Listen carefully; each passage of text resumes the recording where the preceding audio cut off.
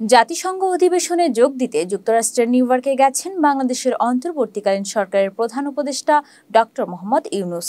এদিকে একই অধিবেশনে অংশ নিতে আসা পাকিস্তানের প্রধানমন্ত্রী শেহবাজ শরীফ 24 সেপ্টেম্বর মঙ্গলবার নিউ ইয়র্কের জাতিসংঘ সদর দপ্তরের এক ইভেন্টের সাইডলাইনে দেখা গেল একে অপরকে করমর্দন করছেন দুই নেতা। 24 সেপ্টেম্বর মঙ্গলবার নিউ ইয়র্কে জাতিসংঘ সদর দপ্তরে সাক্ষাৎ করেন জাতিসংঘ অধিবেশনে আসা বাংলাদেশ ও পাকিস্তানের দুই নেতা, যথাক্রমে ডক্টর মোহাম্মদ ইউনূস ও শেহবাজ শরীফ। এদিন একটি ইভেন্টের সাইডলাইনে কথা বলতে দেখা যায় তাদের। এছাড়াও এ সময় তারা একে অপরের সঙ্গে করমর্দন করতেও দেখা যায় এই দুই নেতাকে। এর আগে অধ্যাপক ইউনূসের সঙ্গে যুক্তরাষ্ট্রের প্রেসিডেন্ট জো বাইডেনের মধ্যে বৈঠক হয়। এছাড়াও জাতিসংঘের সাধারণ অধিবেশনের ফাঁকে কানাডা প্রধানমন্ত্রী জাস্টিন ট্রুডো, ইতালির প্রধানমন্ত্রী জর্জিয়া মেলোনি, আন্তর্জাতিক মুদ্রা তহবিল IMF ব্যবস্থাপনা পরিচালক ক্রিস্টালিনা জর্জিওর সঙ্গেও বৈঠক করেছেন ডক্টর ইউনূস।